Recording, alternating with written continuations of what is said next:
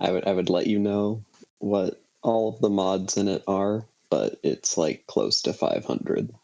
Mm-hmm. I don't know how many I actually use. There are several of them that I would be more than happy to take out now that I've seen them, but it's kind of like a whole package deal. So, like, I'm not the biggest fan of the UI. They, like, changed it to this weird, like, paper thing. Yeah, the one I use for videos has 175, apparently. Oh, okay. But I downloaded all those by hand. Oh. Never done a hard day's modding in your life, have you? Excuse you. When I modded New Vegas, I did that all by hand. I did it in You just copied someone else's. That doesn't count. yes, I followed a guide, but I built my mods brick by brick. it took me like 4 hours, so You just downloaded all your pre-made New Vegas stuff. I was dealing with it crashing every time I went through a door because of the fucking crash prevention mod. That one took a while to figure out. look, I'm not very mod savvy. I'm not very computer savvy in general. So I'm more than willing to take the easy way out when it comes to this stuff. I mean, yeah, I probably would have done that as well, but like, I didn't want to. I didn't want to give them money. Oh well, I avoided paying any money, so That's true. I've been recording since we started, by the way. Yeah. oh, that's hilarious. I don't know if any of this will go in, but yeah. Okay, we'll see if it does. What was the topic we were gonna do again? You know, Right, because we're gonna do Elder Scrolls 6 stuff, but yeah. before we do that, because last time we talked about sort of like our favorite Elder Scrolls games, Sort of, yeah. so we should talk about other games. So we've got a more of a base to work from. Okay. More points of reference and whatnot. For like our personal tastes and such. Yeah. Okay. Well, then why don't you start it off? Tell me about one of your other favorite games. Well, before we get to that, I'm going to lay down some ground rules. Oh, okay. So I'm banning a few topics, right? Oh. So no Fallout or Elder Scrolls, because that's not the point. And we're not going to talk about either Dark Souls 2 or 3. Because we'll be here all fucking day just arguing about it. Okay, that's fair. We talk about the first one because we both like it. For a second there, I thought you were going to say that we were banning like Persona from being talked about or something. Nah, we can do that. I thought you were going to say no Persona, no Mass Effect. We have to talk about Mass Effect. We do. No, I think these are fair ground rules. Okay, good. I mean, do you have one you want to start with, or should I just go for it? I think you should start. Cool. Well, you know where this is going. Yeah, I think I do. Yeah. Now, these probably won't end up going up until like near the end of December, right? Right. And it's December 5th for me, at least. Is it for you yet? Yeah. Yep. About an hour and 19 minutes, and that better be in the video. Yeah. I'm staying up late to make this quality content for all of you.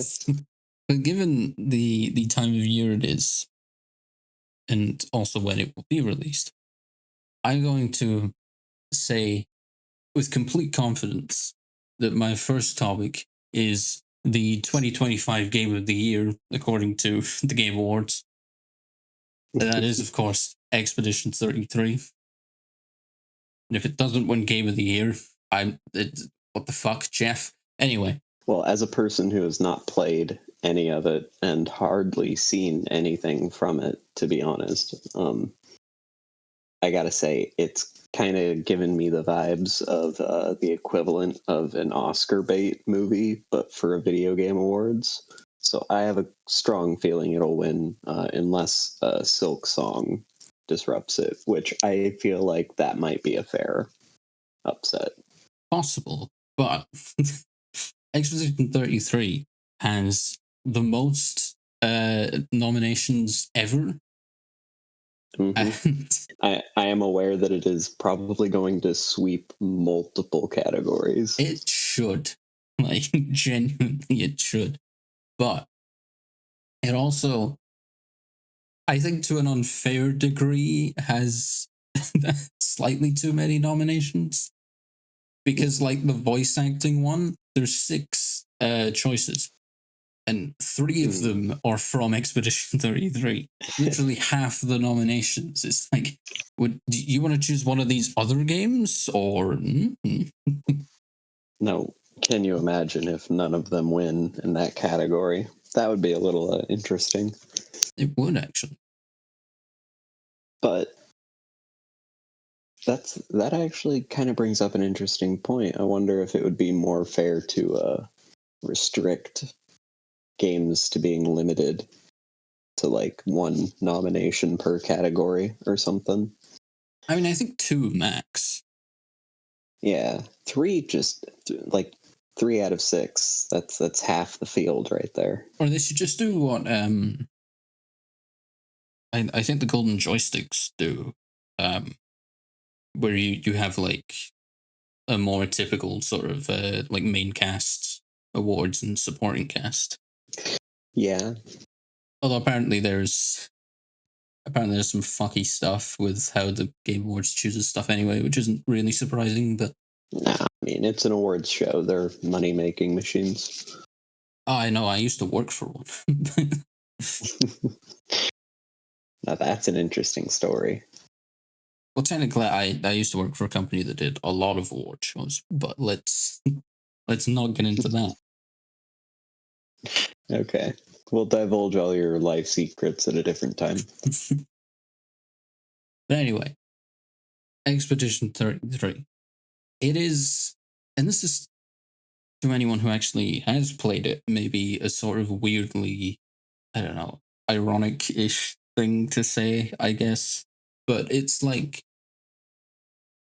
it's one of those games where if someone is like firmly against the idea of video games being an art form and you somehow force them to play it, they would immediately change their mind. Yeah, I love games that give you that kind of feeling. There have been a couple that I've played like that.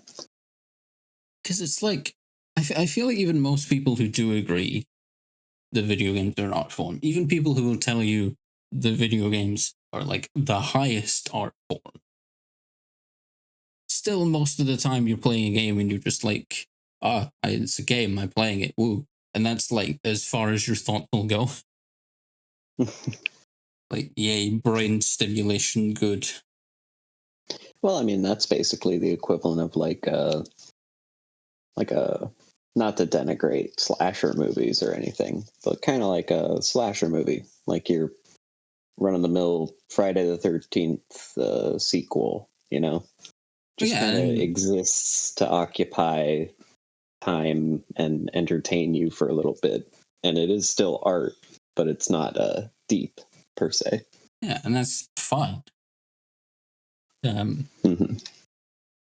You know, if that's what you want to make, then, you know, fair enough. But I feel like even with movies like that, just because they're movies, you're always going to have people like, you know, judging the cinematography and all that shit, right? Right. Whereas with games, a lot of people are like, it's just a game. But with this one, there are so many aspects to it that are done so well. Like, you could. And video games are like this a lot in general, but it's so apparent in this one that you could take the music from it and you'd have like a great album. You could take the writing and you'd have a great story on its own. Or you could take the cinematography, you'd have a great movie, you know? But it's just all of them combined with this extra layer of interactivity that you get from it being a video game. Mhm. Which again, a lot of games are the same way, but it's done to such an extent within this that it's hard to not notice it for that. So, very clearly, your nominee for Game of the Year. Oh, yeah. I honestly don't really feel like I have a nominee for Game of this year because I haven't really played any games that came out this year. And that's why I'm also kind of struggling to talk about it because, like, I need you to play it at some point and I don't want to spoil anything. You see, and this entire time I wanted to bring up Disco Elysium, which in our private conversations I've always had as a little response to when you tell me to play to play Expedition. But unfortunately, I've only played like 8 hours or so of Disco Elysium, so I'm not extremely qualified to talk about it in a way that I think is fair to that game, because that game, it hits all the exact same types of chords to me that you were talking about when it comes to like video games as an art form. Mm-hmm. Yeah, I played. But that also came out like 3 years ago at this point. Yeah, I played Expedition 33 through I think 3 times. I did first playthrough, and the second is a new game plus, and then the third one I just completely restarted. So what type of game exactly is it? It's like an RPG, right? Yeah, it's like and people compare it a lot to Final Fantasy, like sort of 7 through 10. Okay, so turn-based then? Yeah, but it's like, I mean, I feel like if you watch any review of this, you get exactly the same thing. But like, it's turn-based, but it's such a good turn-based system that even if you don't like turn-based games, you should still play it. Well, it's a good thing that I'm a huge fan of turn-based games. Like, the system they have almost make me worried about like Persona 6 because they're very similar, but Expedition 33's is better. And if they don't Lord. take from that, I'm just gonna be sitting there like, man, this is like real fucking boring in comparison.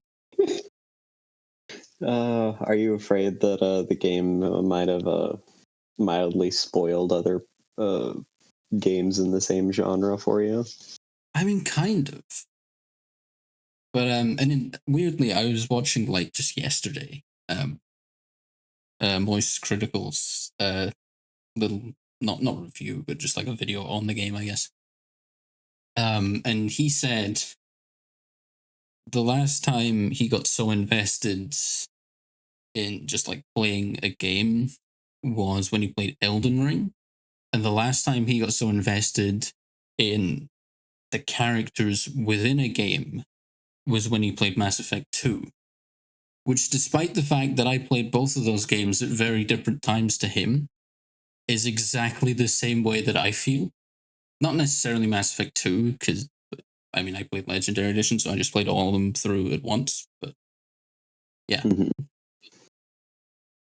And I mean, if you're getting compared to Elden Ring, which I was obsessed with for like a solid 2 years, or Mass Effect, which I still fairly regularly go back and play and mildly obsessed with, like, it's pretty good company to be in. That is. Especially specifically comparing character when you're talking about Mass Effect. Because for me, that is the selling point of Mass Effect. 1,000%. I don't think that really that franchise would exist much without the strength of the characters in it, which is kind of why Andromeda flopped so hard. Yeah, I mean, I haven't actually played Andromeda. I've seen videos of it, and like, the shitty animations and things. But I know that the characters aren't there, so I just don't want to. Yeah, exactly. And I mean, maybe that's not entirely fair to Andromeda, and not giving it its own fair shake with a new cast, but that is kind of the problem after you have established characters that you really like. Going to a whole new cast of characters is kind of asking a bit.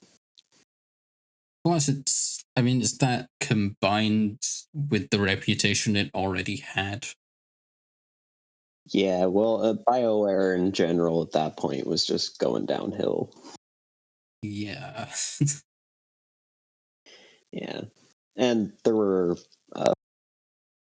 I think Andromeda was one of the many games released in that period that had a fairly infamous, buggy launch. And I could be wrong, but I'm pretty sure that there were also a heavy amount of either microtransactions or scummy DLC issues with the game as well.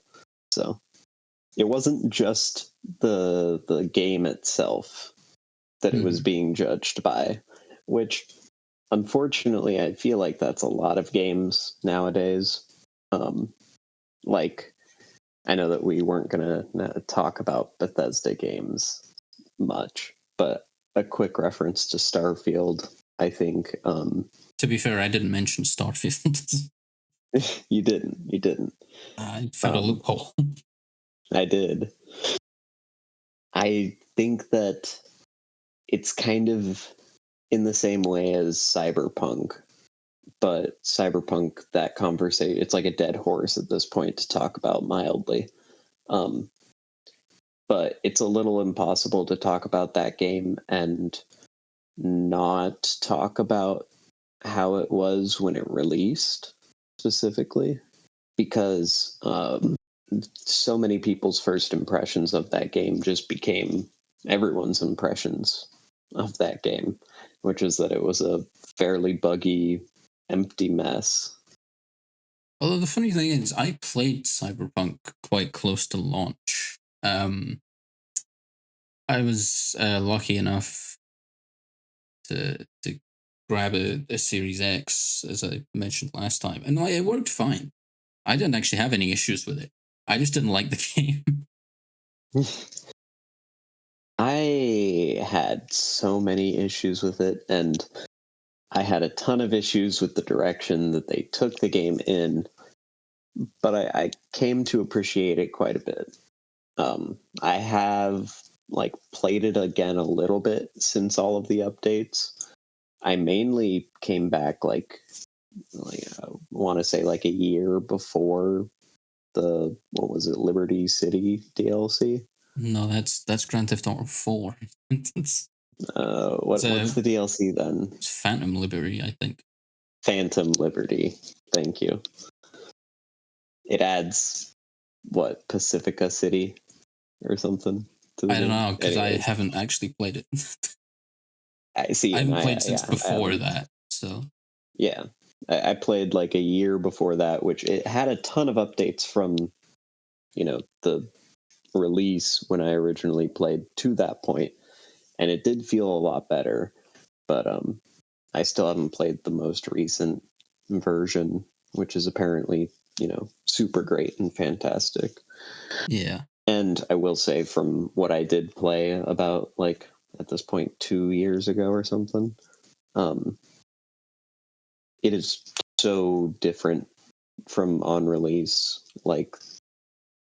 Stealth is entirely different, hacking is different, all the perks are different. Basically all of the role play / RPG side of it is entirely different. Mm-hmm. Yeah, I think for the better. I didn't go back to it, so I haven't played it since I think I still played it after it got updated so that it like wasn't completely broken, but not after any of the actual like big changes happened. Hmm. I would recommend going back and giving it another try. Well, I would, but like I don't want to buy it. Okay, that's fair. I've been tempted just because people obviously talk about it being good a lot, but like I played it and I didn't like it, so I'm hesitant to spend money on it. I am mainly just a huge fan of the story that it tells, specifically. And like V as a main character is, I think, just one of the best main characters I've seen in a game recently. So, which is an interesting dynamic, given that they're supposed to be like a malleable player character. You know, a game that does have good main characters though. Um, Expedition 33. Oh, you got it. Wow. Well, I think it's my turn to talk about one of my favorite games. Okay. And I actually want to go in the entire opposite direction that you went. I'm going to pick Mount and Blade Warband. I thought you were gonna go with like Modern Warfare 2 or something. No. Um, so for anyone who hasn't played Mount and Blade Warband, it is essentially a medieval open world kind of sandbox battle simulator where you play as a roving mercenary who can live out a life as a trader, or who can go hunt down outlaws, or you can join up with one of the different kingdoms throughout the realm and fight to try and conquer the entire world. It is one of the games that I have put the most hours into of any game I've ever played. Admittedly, most of that was when I was a teenager. And it is like polar opposite of everything you were talking about with Expedition 33. There's virtually no characters in it. It was made by a fairly small studio on an extremely tiny budget way ago. I think it came out in like 2009 or something. And it is like one of those games that you can just sit there and look at and be like, everything about this just kind of looks and feels like a piece of shit, but I can't stop playing it. Because it just, in so many weird ways that a lot of other games won't, it gives you freedom to just do what you want. And I think that's what usually helps dictate a game being something I really, really like and attach myself to, is if it is like hitting a specific niche that not a lot of other things have managed to. Sorry, did I talk for too long? No, you're fine. I had a point I was going to make and I forgot it. So. Well, quickly remember it. I can't. It's gone. Darn. Some other games that I could have potentially brought up, though, as well, since you brought up Expedition being a turn-based game. One of my all-time favorites, Shin Megami Tensei Devil Survivor. Mm-hmm. Adjacent to Persona. I'm just a huge fan of those classic turn-based games like that. I don't know. There's a real charm to JRPGs. But can I romance the teacher? No, you cannot. See, not interested.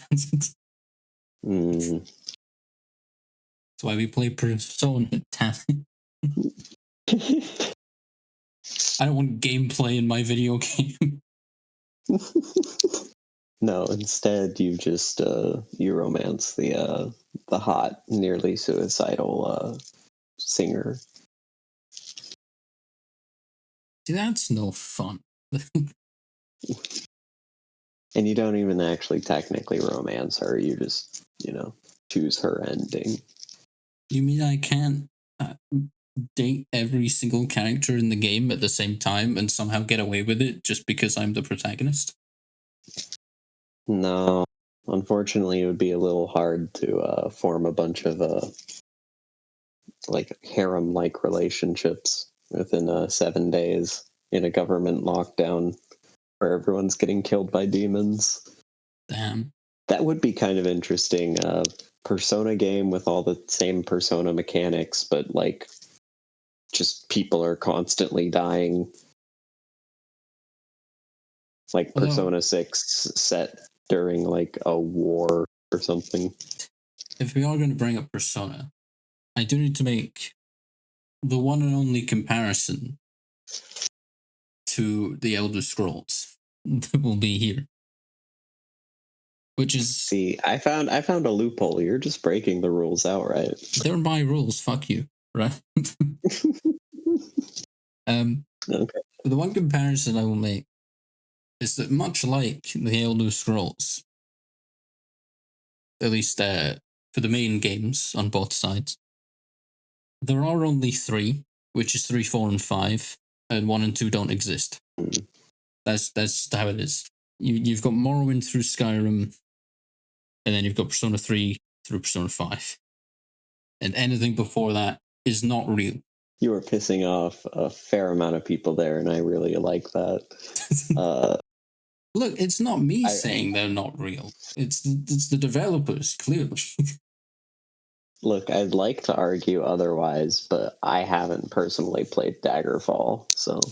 If they make a Persona 1 and 2 remake, I'll play it. I want to fight Hitler, right? Hell yeah. Spoilers, I guess, for Persona 2. I didn't know that, but you know what? I'm rolling with it, because it just sounds like it fits. I always thought that, because the Personas are all based on, mythology and, sort of famous figures and whatnot. I always figured there's got to be someone out there who awakens to their persona, and it is just Hitler, right? Oh my god. But, surely. I don't know if I can keep this section in. I'm pretty sure that would manifest more so in, someone's, palace form or some shit. I don't think that, given that many of the personas in those games are tied to, spirits of rebellion or other themes that are specific to the cast of that game. I don't think that they're gonna try and I'm trying to think if there are any Hitler. Are there any personas that are actually real world characters, or are they all fictional? Well, wasn't Captain Kidd an actual person? It's just that many of the stories about him are fictional. I mean, I guess there's that one. Because if we're going with the logic of it being real people, that it absolutely could be. Or you could have, Winston Churchill. Well, no, my point Queen is Victoria or something. What theme that fits the main characters? What are they channeling in these personas that would manifest as Hitler? Is my point. I'm not thinking in terms of the game. I'm just thinking in terms of the world. If someone stumbled into a palace of the world. That's part of the logic of the world, I assume, right? It's not random chance that it's our scene specifically with these guys. Although in Persona 3, they do force their personas out. And only very specific people get personas. It's not like everyone across the world just randomly manifests them. But if Seemingly. someone had such a strong will and they were, that kind of person, I mean, it could happen. Oh my God. I feel like you're turning a persona into like JoJo's Bizarre Adventure. And you're essentially like creating like the Dio character with the Hitler persona. It doesn't have to be Hitler. It was just an example. Oh, sorry. It could be Mussolini or Stalin or It could. It could be Obama. Like, it could be anyone famous enough, I suppose. The special move is to drone strike.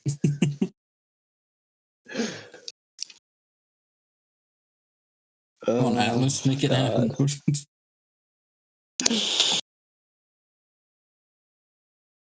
Biden blast. Oh my God. What the fuck were we talking about?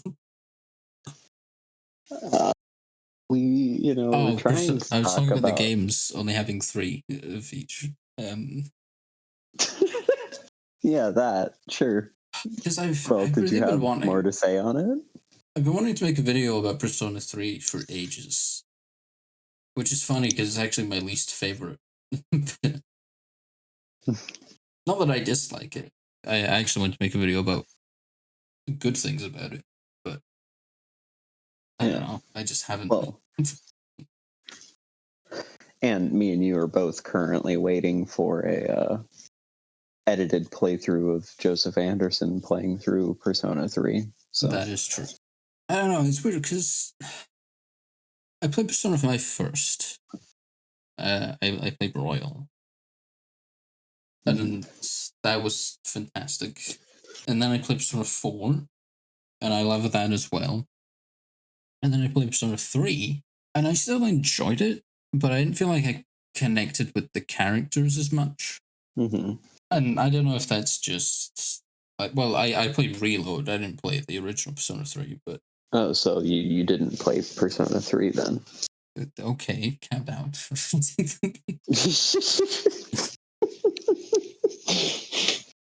You don't have to be I have no skin in this game. I have 0 skin in this. I just wanted to, come across like that pretentious douchebag type for a sec.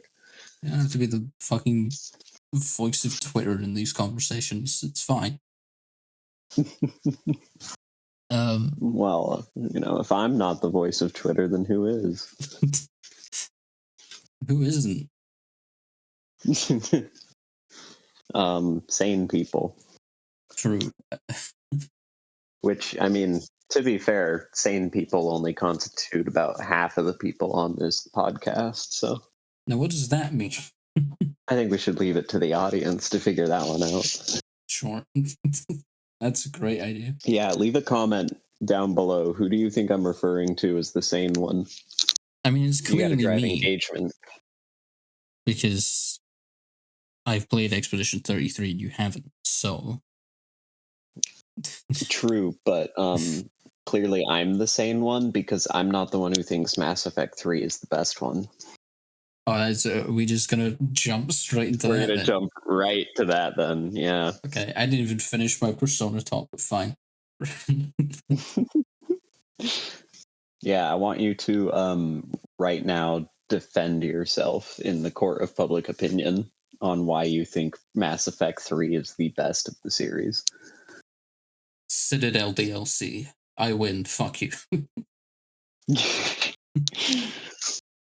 And I kind of almost agree with you, but I can't let the Citadel DLC wash over every other issue that I have with that game. If the Citadel DLC was literally a standalone piece of content that did not require you to own or play Mass Effect 3, I think I would consider it one of the best pieces of Mass Effect content in existence still. I'd say it still is. But I could leave the rest of 3. But I like 3. Well, I mean, I like the franchise as a whole. I've played all of the games multiple times, but it's not just the ending in 3. It's not just the commonly criticized ending that they had to add additional slides to. I actually do find that story quite funny. Because it's not even like it was some kind of crunch thing, and they just had to let's just get this shit down and ship it out the door. They genuinely thought that it was fine. Yeah. Yeah, no. Mass Effect 3, that was a whole game on release. That was the artistic intent originally. But I've never played that version. See, and I feel like I shouldn't be this person, but I feel like it just I don't want to say invalidates your opinion, but My opinion to is anyone on the piece of media that I consume. I think for people who played the trilogy before the Legendary Collection existed, it is a lot harder to stomach the idea of Mass Effect 3 being the best of them. I mean, sure. I mean, I think the general consensus is that 2 is the best. Yeah. And it is my favorite. But I will admit that 2 is a little overly glazed in a lot of ways. I agree, but I don't know if that's just because I also really like 1. Even though 1 is also probably the worst one to replay. I think it does get very fuck, I have to go to Feros again. Yeah. Well, all of the planet exploration is incredibly dry. Yeah. And a lot of the main story missions, unfortunately, play out like miniature exploration missions. Like all of the driving sections. Gosh, I'm trying to remember the worst one in my... Probably when you're picking up Liara, like you have to drive around those like fire lakes. I don't mind that one. I feel like it's just tedious is my issue. That mission in particular is always like a sticking point for me of tedium on replays. And maybe it's just because I usually do that one first, so I'm not sick of the driving yet. I usually end up picking her up last for some reason. I just want to have all the characters, It's not because you immediately want to start boning your blue-haired girlfriend or something. I don't know why I said blue-haired. Blue-skinned, tentacle-haired. Mm-hmm. We'll blame it on the fact that it's close to 2 a.m. There was my first romance option that I did when I played it. I mean, same. Actually, that's not true because I committed the technical also cardinal sin of starting with the second one. Oh, yeah. So my first romance was Miranda. I've never romanced Miranda. Really? Why not? She's hot. I don't know. I just haven't. Actually, is she one you can only do with male shepherds? Because that's probably why. I think so. I think she is. Yeah. Yeah. I think the only male shepherd romance I've done, I did 2. I did Tally and I did Jack. I think Tally is actually one of the only characters that I've never romanced. That was the most recent one I've done, which was for that exact reason. I don't know. She's always felt in any playthrough where I'm not gonna romance Garrus, I always had canon that Garrus and Tally hook up. But you don't have to headcanon it. They do. Well, yeah, I mean they spell it out for you basically, so it works. But you don't get a scene or anything for it. You know what I mean? I mean, you kind of get a scene for it. Kinda. I mean, it is right at the end of your least favorite game of all time, Mass Effect 3. Yeah, clearly. And I feel like her dynamic in 1 with Shepard always felt a little more like not parental, but like older sibling almost. Just because of how like much of a lost kid Tali felt like in the first game. It's interesting because I've heard people say they don't like Tali and Garrus getting together because they feel like siblings to them, which isn't something I've really got. But I could see that. I feel like that's more just friendship between them, though. I don't know. I don't really have like a frame of reference because I don't have siblings near my own age anyway. So, Oh, well, and I am an only child, so technically. I mean, I still think of myself as an only child just because the age gap is so big. Yeah, I have a whole story about mine, but I did not get into that one. yeah. So Mass Effect 1, 2, and 3, since you already broke the rules, I'm going to break them. Oh, I feel like they can kind of be mapped out fairly well over my thoughts on Morrowind, Oblivion, and Skyrim as well.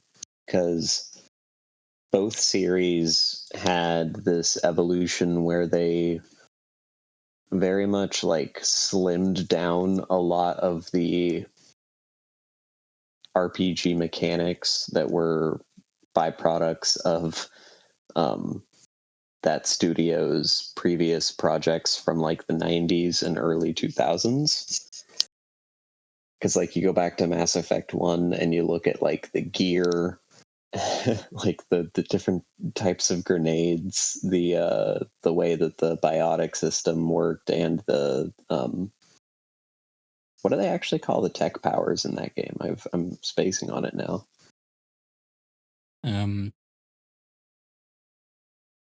I don't know. They not just called tech powers? Maybe. And you can get like, different Omni tools, but But anyways,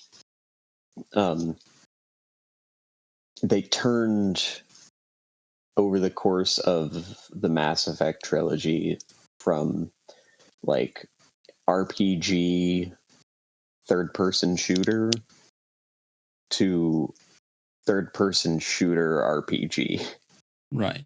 And, fans of Bethesda games that exist in certain camps would say similar things about that series from its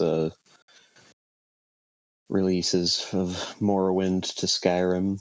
Although I feel like losing the RPG title in favor of like just being designated as an action game or a third-person shooter game or whatever, it's a little bit harder to do for Bethesda titles just because of how like they're inherently structured.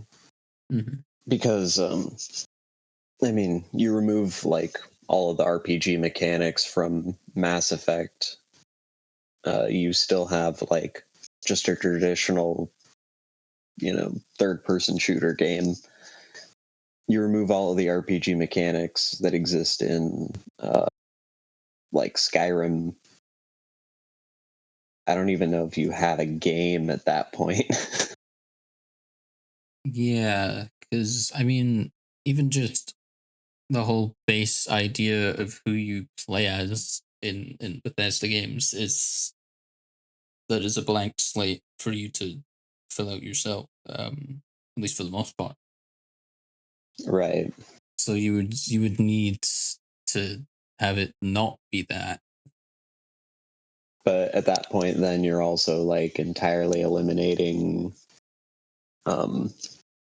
like the progression systems. You'd be Yeah. eliminating like dialogue trees more than likely. Imagine Skyrim if you couldn't select dialogue options. It's weird how much that changes because most of them don't fucking do anything. But at the same time, it's like if they weren't there, it'd be so shit. It would. Like, imagine that every NPC just becomes like a static object that you walk up to and accept a mission objective from. I mean, people talk about in I a mean, lot of games. that's kind of just like Dark Souls. Yeah, I guess.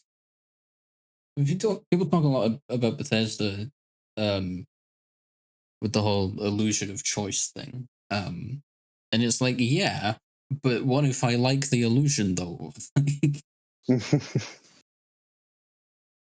I think that there are plenty of ways to do that illusion that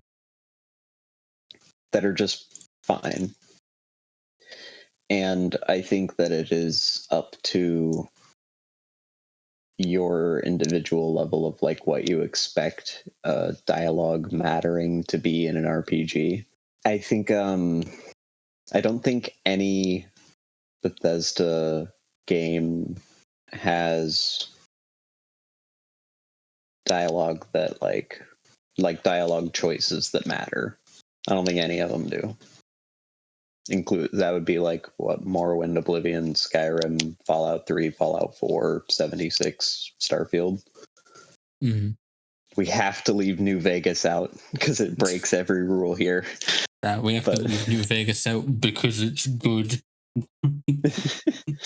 But like outside of the very few rare exceptions where it's like you can pass a speech check to like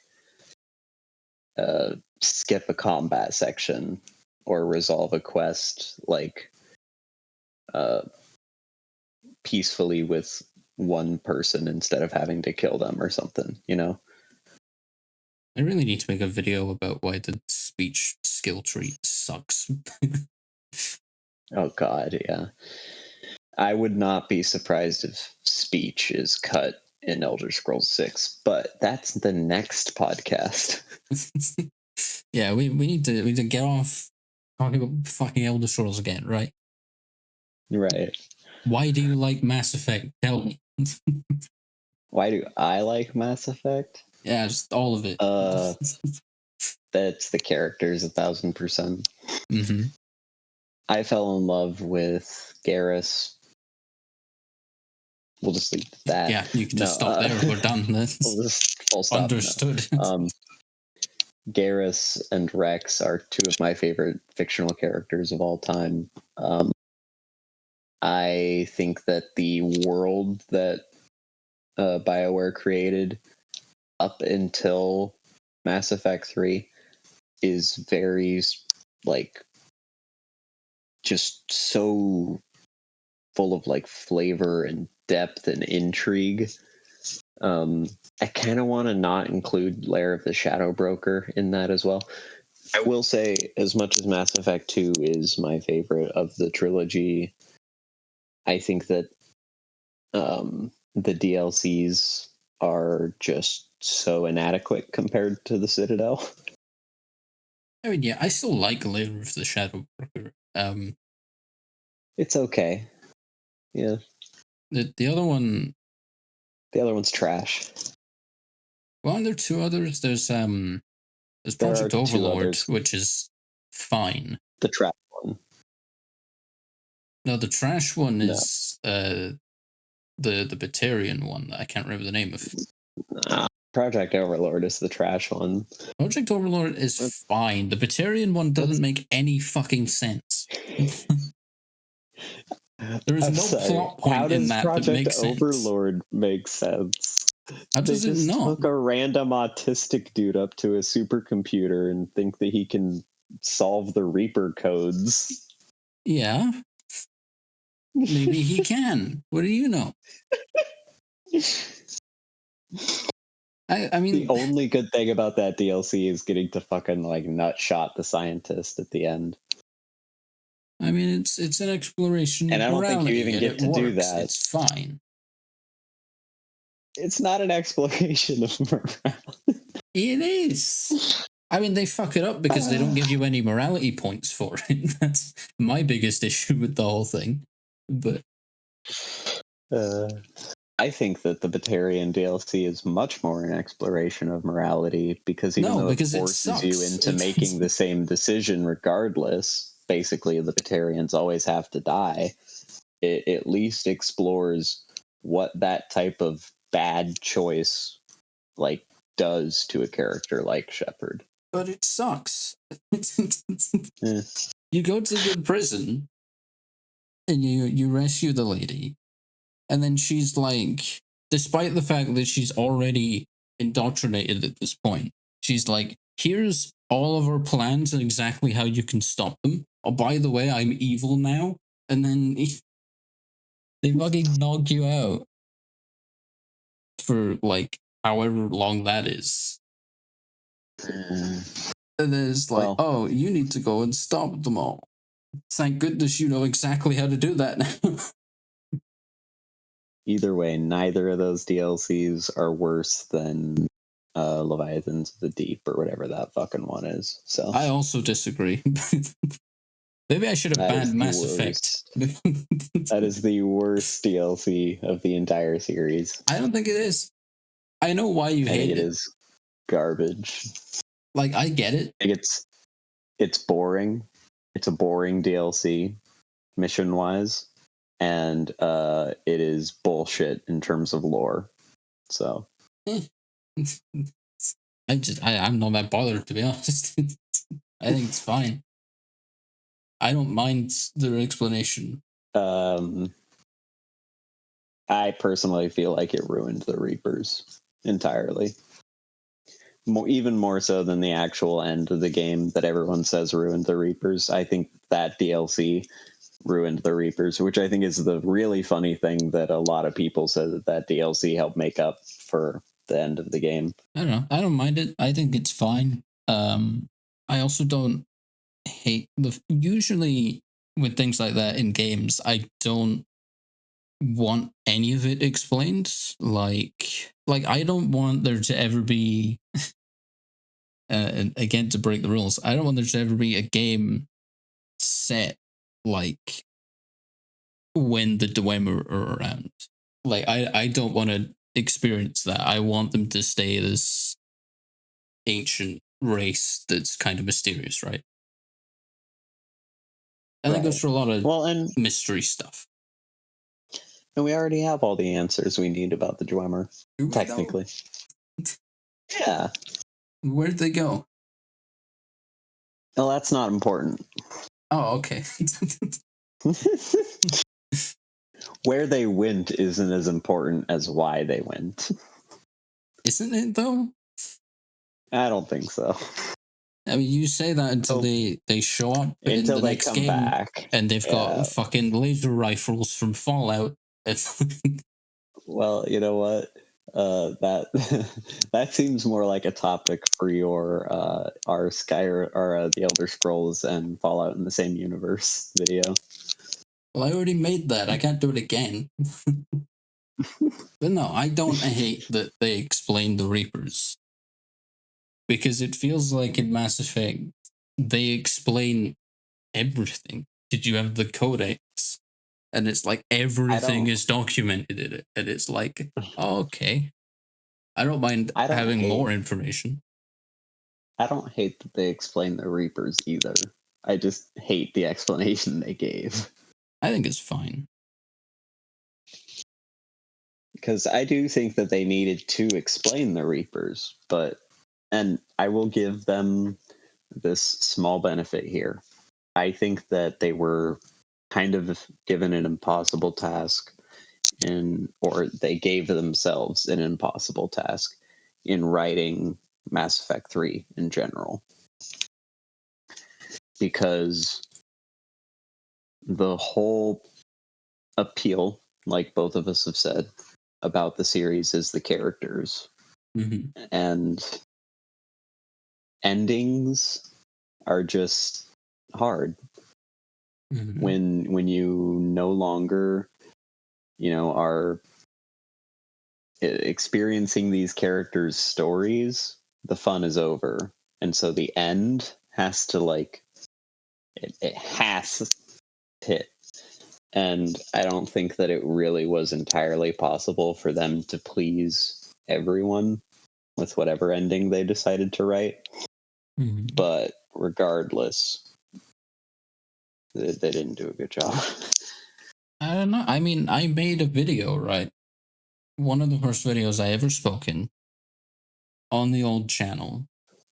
And the title of that video is something along the lines, because it was about the Mass Effect trilogy. It was something along the lines it's about the journey, not the destination, right? For sure. And it is, because it's like the ending, I don't even think it's particularly important. No, but that's all Mass Effect 3 is an ending. I mean, the only story that Mass Effect 3 itself tells really is, I guess there's maybe two, like whatever the new, fuck, what's that? What's the cyborg ninja badass guy who's your nemesis in 3 called? Kai Lang, yeah. Kai. Yeah, Kai Lang. Kai that guy kind of Lang's sucks. story. And then Shepard's new PTSD trauma from watching a kid get exploded. Oh, what a way to start a game, though. Absolute cinema. Yeah. But every other aspect of Mass Effect 3 isn't a story in and of itself. It's a story wrapping up. Yeah. And so while I do fully agree with you that, like, for Mass Effect as a series, it is much more about the journey than the destination. Pretty much all of Mass Effect 3 is just the destination. It's pretty much just like, here's the end of this story, here's the end of this story, but here's it's the end of this story. It's a journey within an ending. Yeah. Because you still go through everything. You do. I mean, it would be pretty shit if, like, you get to that point in the game and they're like, hey, go cure the genophage, and then you just do it. I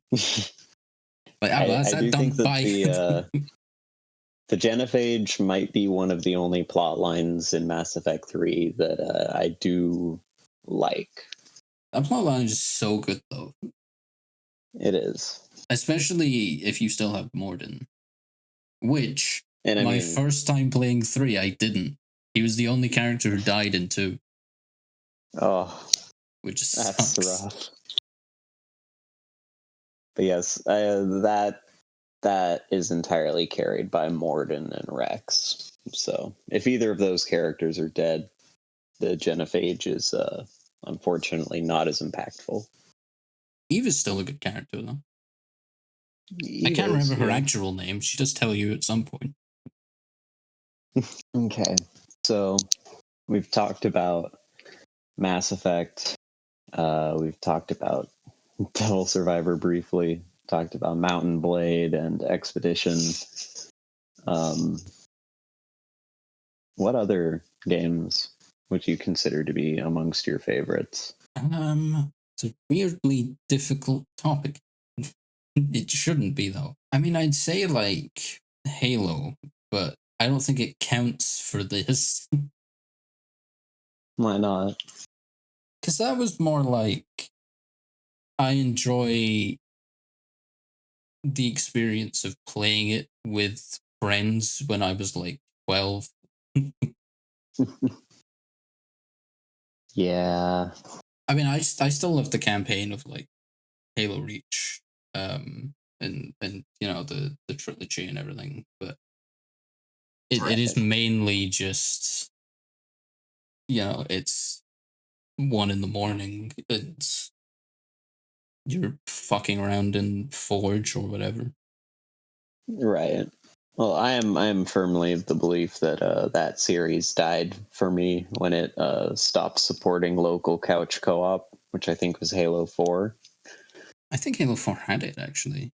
Then it might have been Halo 5.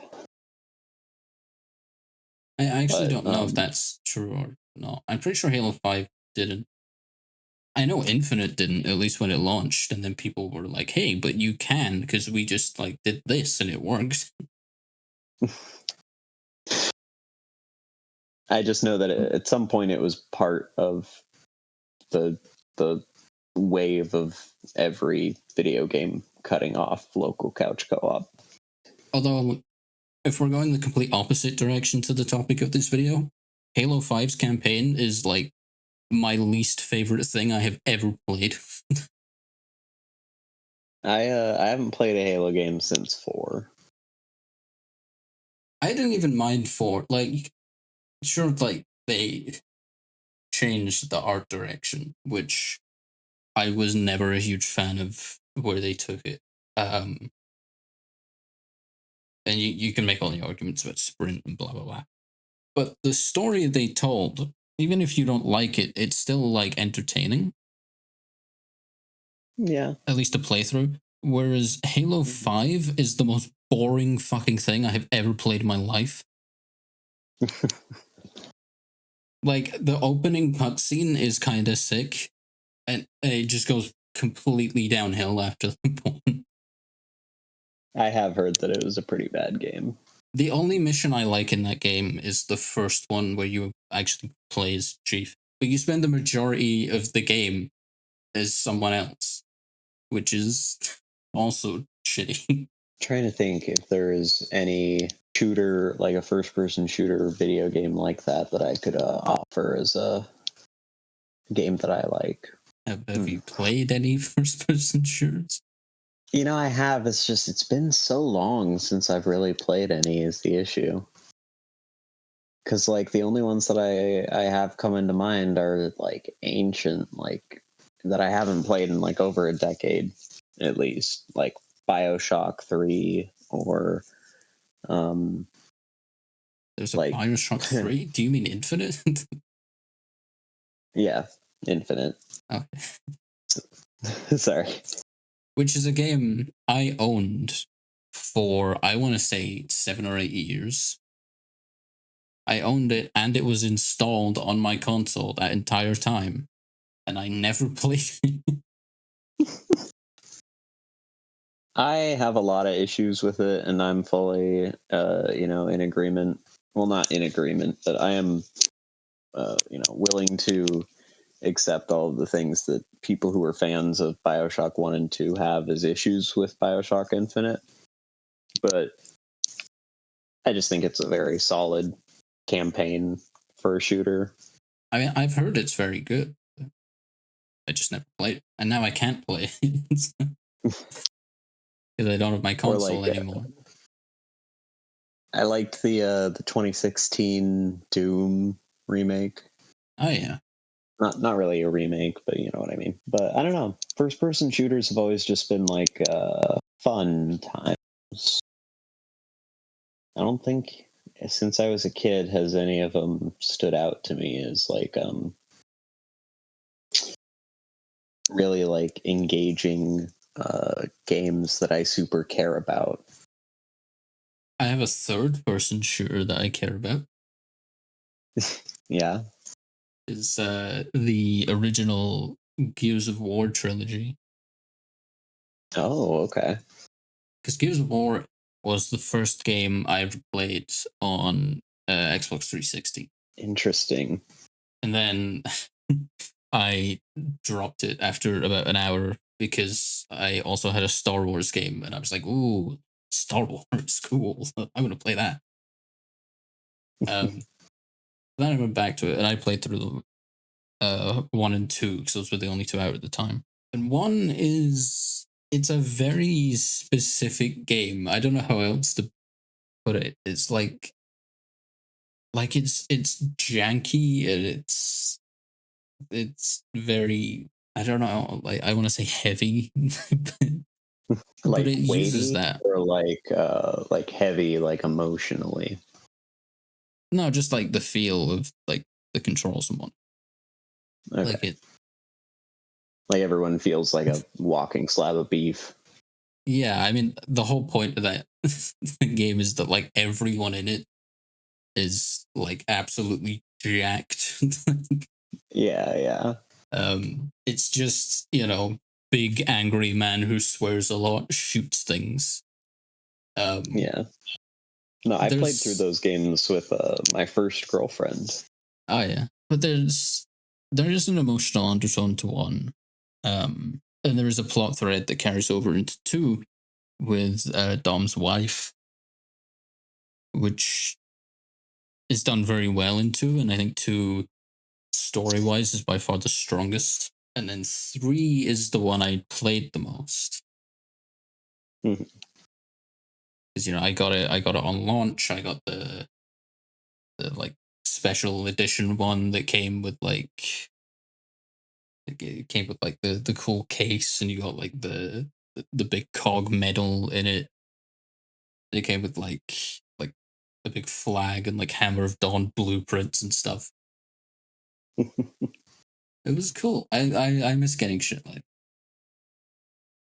I I played do a too. ton of that game. Like just sitting on like this bridge playing horde mode and just building turrets and shit. It was cool. Hmm. Yeah, I feel like the only games recently that have captured that same energy that shooters way back then did, where they felt so much more fun, like just bullshitting around with your friends, have been like team like hero shooters recently for me, like Marvel Rivals or something. Well, I don't know And if they you've just don't played have it, like the but same energy. Space Marine 2 has the same energy. I have not played it. Oh, it's so good. Like, I'm not even like a huge Warhammer nerd or anything. I know like the bare minimum of the lore. Although I imagine to anyone who actually knows a lot about the lore, I absolutely do not know the bare minimum. I unfortunately have had a lot of it force fed to me because I worked in a card shop and one of my Yeah. coworkers was absolutely obsessed with 40K. A combination of horrific like Nurgle fan and hugely into the orcs. Mm-hmm. And he was British himself, so Yeah.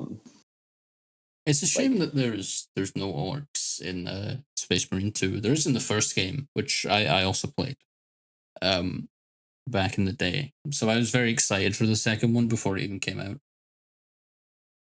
It's so good. It's such a like it just feels like they ripped a dev team out of like 2007, but like in the best way. there's this game that I really want to recommend right now. Mm. Not from a sense of like this is a game you absolutely need to play, but it's a piece of shit that I played as a kid that I think everyone else should experience at least once in Okay. their life. Um, Let me see if I can even remember the name of this thing. It was like The Company or something. It's not like uh some kind of co-op shooter, is it? Kind of a co-op shooter. It was like more of a strategy game almost, like a kind of like a weird tower defense in a way. I think I know what you mean. I never actually played it though.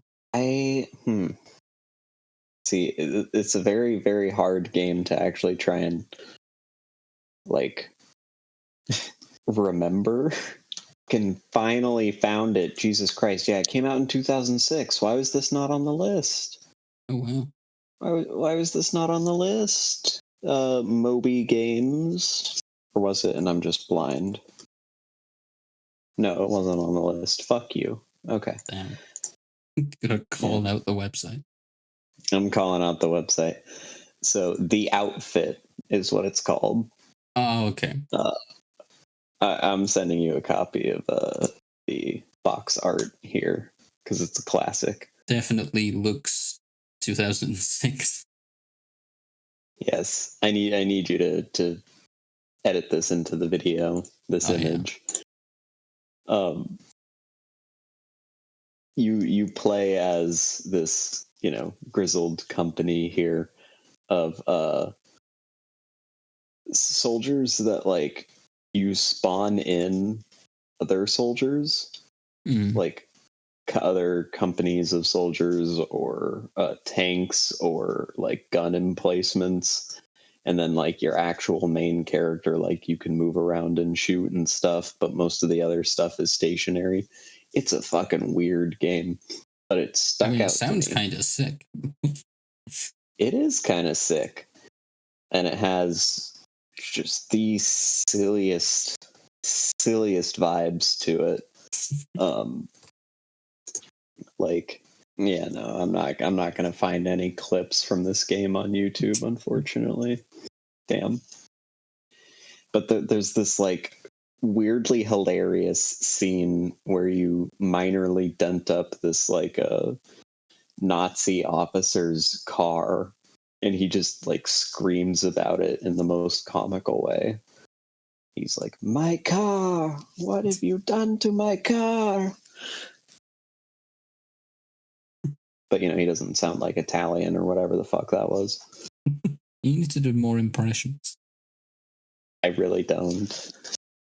I can't remember what that one you did that was actually good, but I doubt that a good impression exists from me. So I swear you did one that was good. I think you're just hallucinating things. Anyway, back on the. You cannot here. Say back on topic. We're getting back on topic.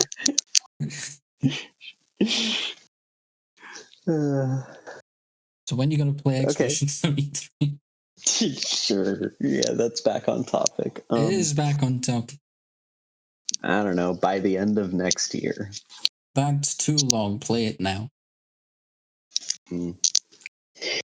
That's honestly just about right for my time frame. You need to play it before it wins Game of the Year and everyone starts shitting on it. That's not going to happen. I'm sorry. But why though?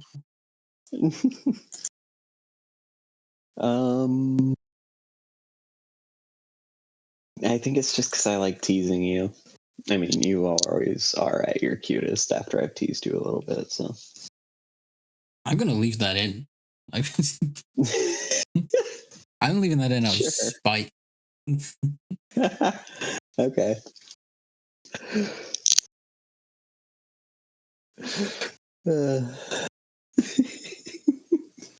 Yeah, for anybody listening, actually, the two of us are deeply in love with each other, and we bang on the reg. That's actually why, he is such a big fan of Mass Effect, because you roll over like Shepard, and you're like, we'll bang, okay. I don't think I would ever be that cool.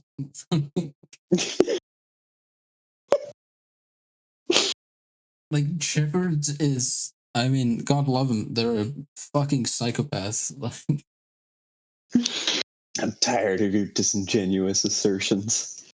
But like, even if you play Paragon Shepard, they're still not normal. No. Well, the funny thing is, I feel like you can play a Paragon Shepard and still be like a horribly like racist, genocidal asshole. I mean, yeah. I think it genuinely is just canon that Shepard is racist against vegetarians. Like, I mean, that's how I always play it anyway. It feels like that's what the game wants. I mean, they kind of set the Batarians up like the Argonians or the Khajiit or something. It's like everyone just hates them, and you're supposed to for some reason. I mean, in Mass Effect 1, they were just like, oh, the Batarians are all slavers and they're all evil. Right. And then in Mass Effect 2, it's like, well, maybe not all the Batarians are slavers and evil, but a lot of them are also mercenaries and just kind of dicks. Well, I mean, there's that one guy who works at the bar who tries to poison you. That's a little different. Yeah. That's a little different. He's just a really, really big dick. It is funny playing Mass Effect just on pure psychopath mode, though. Yeah, you should do a genocide run. I mean, I did a genocide run with my own team. That was actually such a fun playthrough, though. Just trying to kill off everyone as fast as possible. I forget what are you down to as your squad charging into the final assault there? I know Garrus was alive. Liara, that's how I discovered Liara is invincible until the end of Mass Effect 3. Which does kind of make sense because you kind of need her. Yeah. Who else survived? Was it just because she's Garrus like who secretly survived too? God or something. I feel like I want to say that Jack survived, but I don't know if that's true. See, I thought that it was possible to get down to the final mission and have it be like only Liara and Vega, and then they both die there. I mean, everyone died anyway because I didn't do any of the side content. So my military strength was like 0. Yeah, do another run where it's like you don't just genocide your team, you genocide the entire galaxy as efficiently as possible. I mean, I find it funny picking the option in the Omega DLC where it's like, oh, you can reroute the power and save all these people, and it's just as effective as killing all these people. And it's like, well, I'm gonna push the button that killed everyone. Oh, I think it's also like pretty much like canon that Shepard is a psychopath because the only ending that Shepard survives in is the destroy ending. So it's like canonically Shepard can only survive after making sure that all non-sentient life is completely eradicated from existence because Shepard at heart is a genocidal maniac. It does kind of suck that you spend a third of the game, potentially, I suppose, fixing up stuff with the Quarians and the Geth, and then giving the Geth like full artificial intelligence, and then you get to the end of the game and it's like, oh, you have to kill all the Geth now.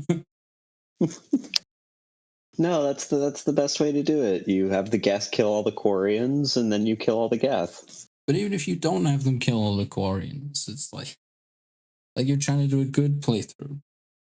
And then the game's like, well, you gotta kill all the Geth anyway. Oopsie. Well, you don't have to. Well, no, but if you want Shepard to live, you do. Well, not that you would know I that think at the Shepard time. should die. I like the synthesis ending or whatever the one they added. Yeah. After the fact, I feel like it's a decent enough ending. I mean, it's a fair conclusion, I guess. It's the only one that makes sense to me as like something that would actually stop the cycle of the Reapers, because if you do the control ending, then it's like, oh well, more than likely eventually AI Shepherd or whatever it is that you become that controls the Reapers afterwards could go rogue and decide to just do the same thing the Reapers were doing. Or if you do choose to blow everything up, not only are you basically like, setting the galaxy back into a technological dark age, you're also basically just opening the door still for the whole thing to happen again at just a different point in time with a different species. You synthesize all organic and non-organic life together. You just solve the issue that the Reapers were there to quote unquote fix in the first place. So yeah, I mean that's one way of justifying it. I mean, personally, I just picked the synthesis ending because I want Joker and Edie to be together. You know, you could say all that as well, I guess. I fucking love Joker and Edie. Yeah, I do too. And like, there's the scene near the end of 3 when you're in the elusive man's like base, and you go to one of the terminals, and they're talking about like after the events of 2, how they just kind of stole Edie and flew away. And it's like the guys at Cerberus being like, should we like try and hack into them or whatever? And then Edie's like, yeah, I sent them like a zip bomb of porn. Yeah. Everything with Edie is just great. And the thing is with that scene, she might be joking, but at most other points, when she is joking, she says that she's joking. And like maybe she just doesn't, but I'd like to think that she actually did that. No, I think she did. I mean, maybe she's joking about it all being jokers.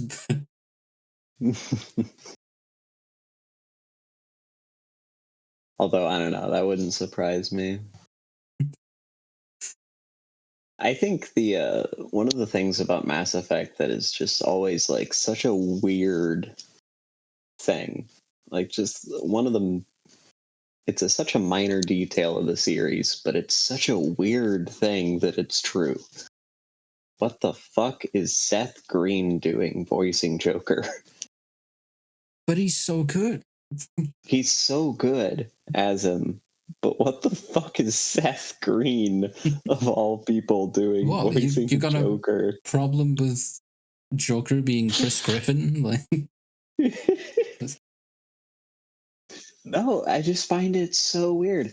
It's like we have literally like, you know, the guy who's like the creative director behind like Robot Chicken, I'm pretty sure, right? Yeah. And he's just sitting here as a fucking paraplegic pilot who's in love with a robot. Yeah, and it's great.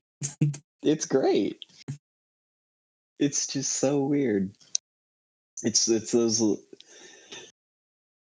I feel like they kind of stopped doing this after a certain point. But Hideo Kojima's keeping the trend strong with Death Stranding, at least. Mm-hmm. But you know, like Patrick Stewart as Uriel Septim, or like fucking, what's like a good non-Elder Scrolls example of this from that time period? Fable, which we should also talk about probably. Yeah. Fable has such a star-studded cast as wild, especially 3. Yeah. I don't know. I feel like they for a bit there they were like just going on a spree of hiring like famous people to do voice acting, and then they kind of stopped doing that for a bit. I mean, Expedition 33 is Charlie Cox in it, so just gotta throw that one in there. I'm sorry, who? Daredevil. You know, now that you say that, it's like, yeah, I know who that is, but like, goddamn, I am so detached from like pop culture nowadays. Because I legitimately, like, if you didn't tell me that like that was Daredevil specifically, I would not have been able to tell you that actor at all. I mean, if I didn't know it was Daredevil, I don't know what example I would have given. Has he really been in much else? I think so. I just don't know what. It's funny though, because like in every interview I've seen him in, he's like, yeah, I haven't played the game. I don't know what the fuck it's about. Like, he's nominated for Performance of the Year as well. I feel like he's a good actor, but I feel like that could be just like me conflating the fact that he's also really hot. I mean, he is very good in the game. Okay.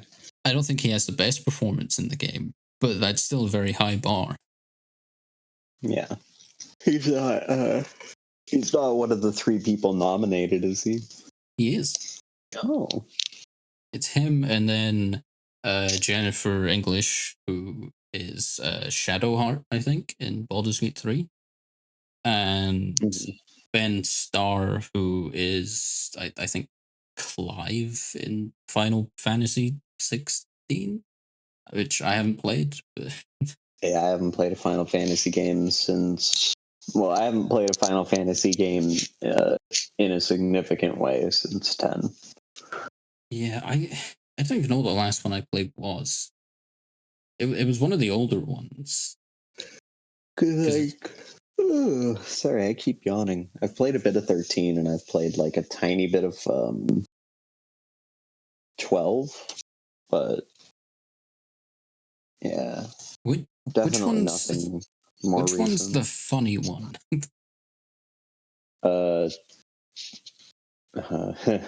I assume 10, because that's the one with Titus laughing. No, I mean the one where they need to kill Chaos. Kill Chaos. Fucking hell, I don't know. I think that's a lot of them. I think it's a prequel. Kill Chaos. I don't even know if it's one of the like mainline ones. Stranger of Paradise? I don't know. Just look up Final Fantasy Chaos Chronicles and just watch the donkey video on it. I think it's like 4 minutes long, but it's amazing. No, I think the name of the game is Stranger of Paradise or something. That doesn't sound familiar, but like it could be. It's Stranger of Paradise Final Fantasy Origin. Yeah, that would make sense. But like, I mean, I can send you the clip that kills me every time because I just have it. Sure. I think I was like having this meme explained to me like a month ago for the first time. And I have to go through my fucking collection of Sonic memes. Scroll past all your porn, you know. Ah, there it is. This clip just kills me every time. I like her little walk. So that's like the whole game. It's just people grunting at each other, and then he occasionally just says he wants to kill Chaos. But then he becomes Chaos. It's like, oh my god. I've had the word chaos mildly ruined for me because of Kraken. Way back when they played that like SCP like containment breach like multiplayer game or whatever. Yeah. And they would spawn in as the Chaos Insurgency. So now anytime anyone says chaos in a even slightly dramatic way, I hear Kraken in the fucking back of my head going, chaos. You should definitely watch that full video. I think the game's genius though, because I'm pretty sure they do it on purpose. Like I think it's silly on purpose, but it's like played so seriously. Because there's a scene where a character runs in and there's like, I don't even know what the fuck's going on, but he says something and he's like, there's chaos in the streets. And then both of the characters turn around and they're like, chaos. Honestly, it was kind of giving me like Yakuza vibes in a way. It kind of is. Like they have to have done it on purpose. The other weird thing that's like just like so weirding me out is like the backgrounds and the character models are also just giving me such like the weird vibe of like, did you ever play like Dynasty Warriors or like what was it? The like English version of it, like Bladestorm. I might have.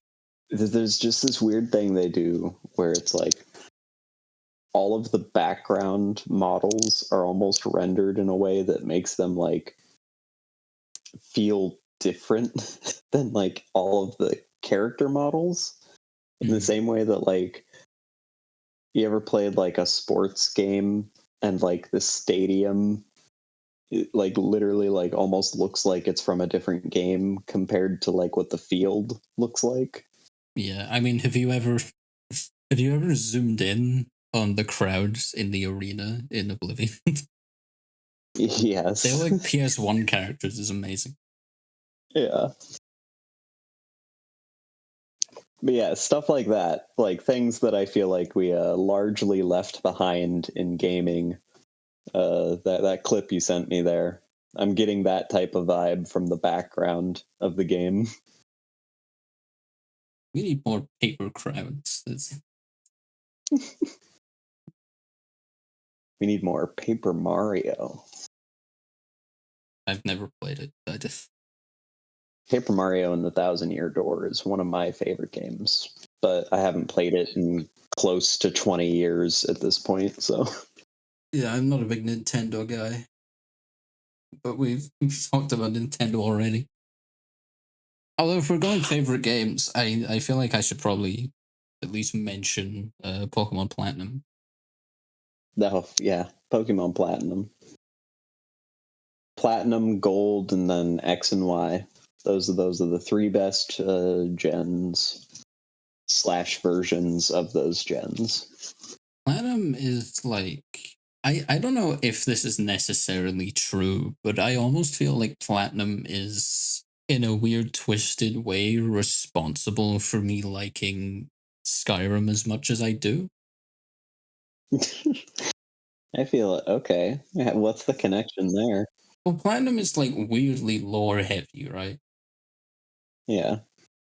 And like I just remember playing it because I didn't even have the internet when I played Platinum. And like I was just going around finding shit and like there's all these ancient ruins and things. And it's like, what does any of it mean? And then you find like these legendary Pokemon who have stories behind them. It's like, oh, that's cool. And then you find God, and it's like, oh shit, okay. Like everyone just talks in that game, just in a very like in a way that makes everything feel like it has a lot of history to it. Mm-hmm. Which is a very similar feeling to when I played Skyrim for the first time. Yeah, I forget what area is that gen's like region supposed to be based off of. I don't know actually. Because I don't know when they specifically started like theming them. Would it have been like X and Y? No, it would have been before that. Probably Black and White, right? Yeah, Black and White I think was like it's just like America, wasn't it? Yeah, I think that's when they started making the regions like reminiscent of real world areas. Because it was like, oh, here's the America region for Black and White, and then it was like, oh, here's France and X and Y. Here's Hawaii. Here's I looked it up. The UK. Apparently, it's based off of an island in Japan. Okay. Which is like, I mean, it's a Japanese game, so I guess you wouldn't really notice. Just a island, or does it say? Because my guess would be like say. Okinawa at that point. Not that one. Okay. I'm not gonna say it because I'll pronounce it wrong. I'm not. It begins with a H. There you go. And with an H. Yeah. I don't know a Japanese island name that starts with an H, unfortunately. Not one. Honolulu. No. 3 Labubu's doing the 6-7 at the McDonald's drive-thru. I still don't know what the fuck those are. I saw those just like pop up one day on like an Instagram thing, and I like, and people were talking about them like they were already a huge deal, and I didn't have a clue what they were, and I've just never looked into it. So you know that like femboy friend that I've told you about? Yeah. He like legitimately has a Lububu strapped to his fucking waistband. Oh, cool, I guess. It's like a mix between Beanie Babies and Furbies and I don't know what else. They're fucking ugly though. Teletubbies. That's what they really look like. Are fucking Teletubbies. I used to watch Teletubbies. I did too. When I was like 2. I always wanted to eat their toast. I know a lot of people that say they used to be really scared of the sun in that show. I don't have enough memories of that show to really form any kind of opinions. I just know that I did watch. Isn't the sun like a baby? Yeah. I mean, not anymore. Can you imagine they're still doing Teletubbies today and they just never changed out the actor for the sun, so it's like a 30-year-old guy just... Okay, well, any more games? Any more games? I guess we could talk about Fable. Yeah, Fable. So that came out of nowhere for me. So my first one was 3 because they gave it away for free with Xbox Live back in the day. Oh. It was back when they used to do that. They used to give away I guess 2 games a month or something. Oh yeah. Fable 2 was the one that I started with. Although I never beat Fable 2 before I beat Fallout. Why do I keep saying Fallout? Before I beat Fable 1.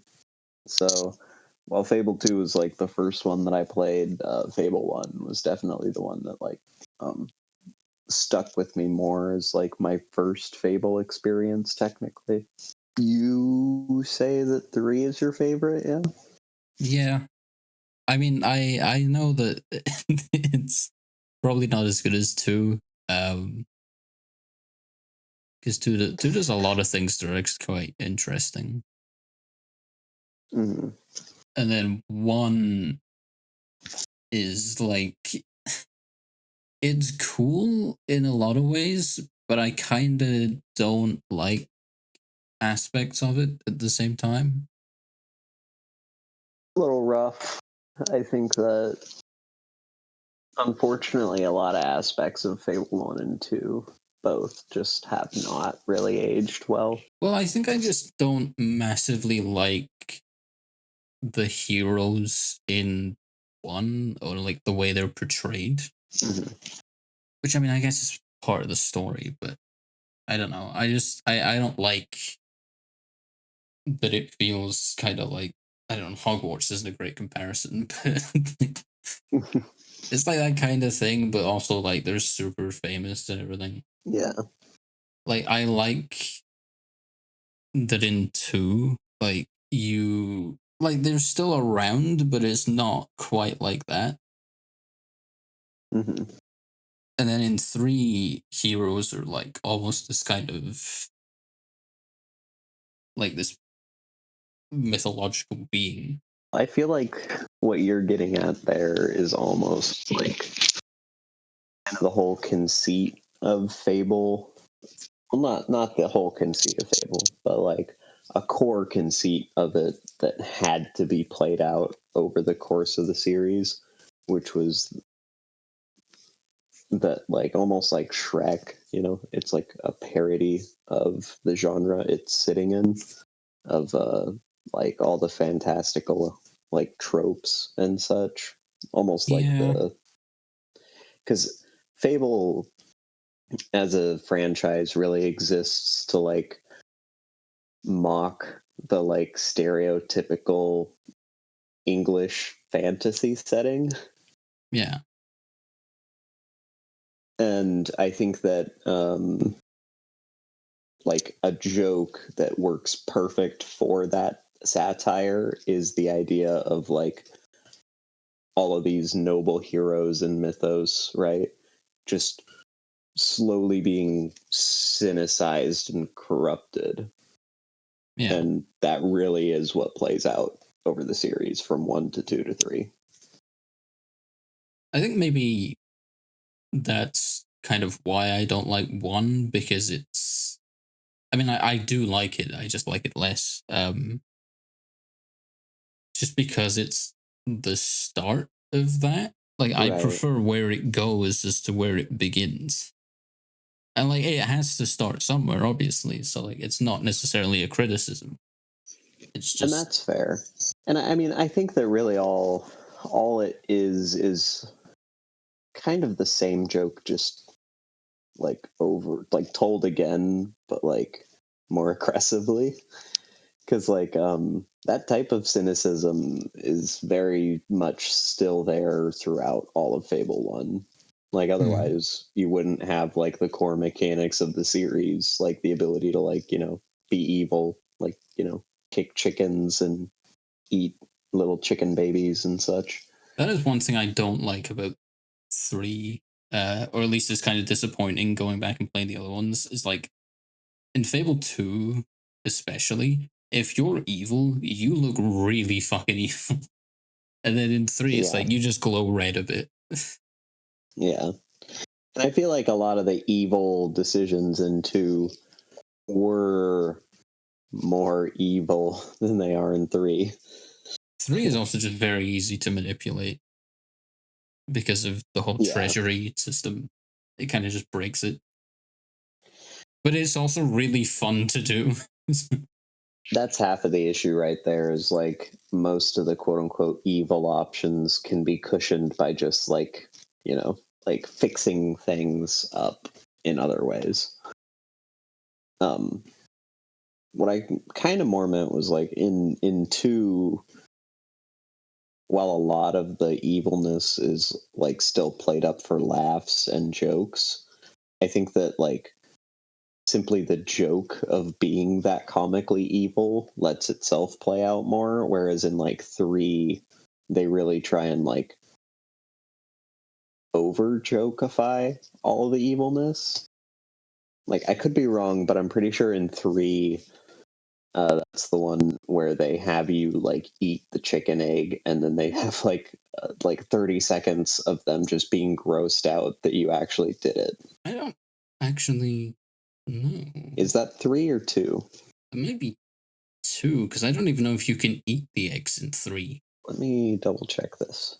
I mean, I don't think eating the eggs is like a mechanic in 3, but like maybe they did it for just that one bit. I mean, the vision I have in my head of what you're describing is like when you're going to like the big evil temple place, and the guy's like, "You need to do this, so we know you're evil." So it is 2 that they do that in. Fable 1, you have to eat 11 of the crunchy chicks in front of one of the demon doors. Mm-hmm. And then in Fable 2, you have to eat 5 crunchy chicks to join the Temple of Shadows cult. Yeah, that's what I thought it was. I love the Temple of Shadow. I feel like They're so goofy. I feel like there was a different example of this that maybe I'm just horribly wrong and mixing up my impressions of the games, but I feel like the evil options in 3 were played off a lot more for laughs, is generally my point. I'm trying to think what the evil in such a options way are. where it's like, well, yeah, but it's. I mean, you kill a guy and then steal his wife. That's one of them. I mean, I guess you can. I don't feel like it is played off for laughs. I mean, you sort of just introduce child slavery. Like, I think if anything, it kind of goes maybe too far the other way, where it's just very serious because the characters are like, "What the fuck are you doing?" Yeah. I mean, the Temple of Shadows is still goofy because they always are. Which is funny because they actually are evil, but they're just really silly about it. They're like, "Yay, murder!" It's great. Well, I will preface all of my opinions on the Fable series by saying as well that I haven't played any of them in quite a while, unfortunately. Yeah, I wanted to play 3 recently, but like I don't have my Xbox anymore, and it's not on PC, so that sucks. That does. Any final thoughts, I guess, on the Fable series? I like it. It's good. And then any final thoughts on just video games as a whole? Although one thing about the Fabled series, actually, I am incredibly worried about the next one. We'll see how that goes. They're making another one? Oh yeah, it's the dev team behind Forza Horizon. For some reason. Okay. I mean, I love Forza Horizon, don't get me wrong. So do I. But what? Yeah. All right. It's been in development for quite a while, actually. But they ever release that Kinect game? I don't know. Maybe. It's like Fable the Journey or something. Anyways. Yeah, I don't know if they're going to be able to kind of keep the charm. I kind of doubt it, unfortunately. I don't like being cynical about stuff like that, but it's just Fable is so specifically written and like stylized and everything. I'm like, I just don't know if they can pull that off. And it's also from a very specific era.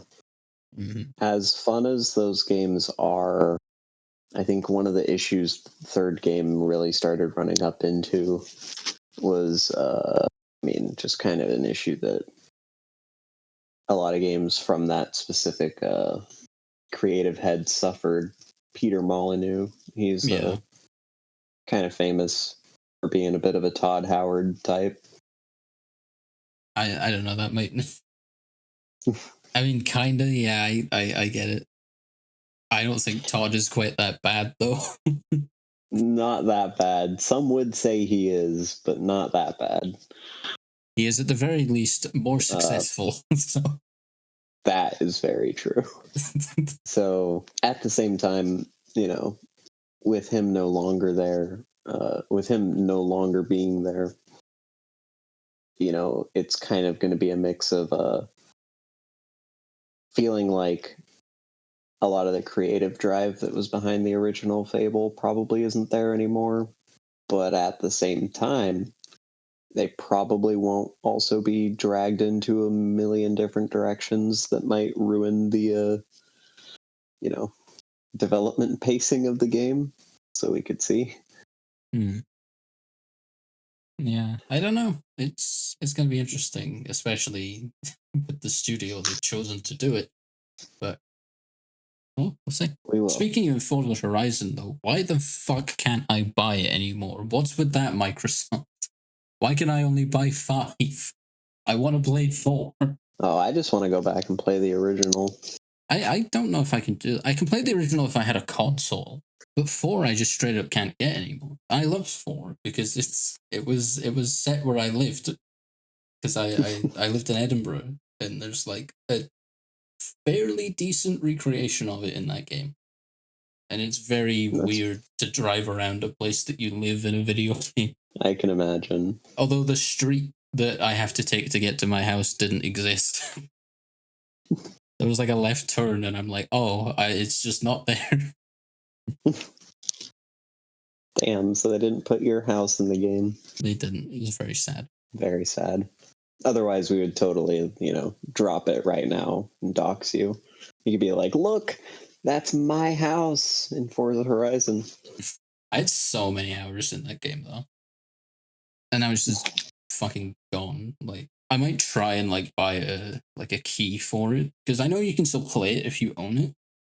But I had it through Game Pass. But I'd need to get, a key for, the PC version, but still on the Xbox store, not the Steam one.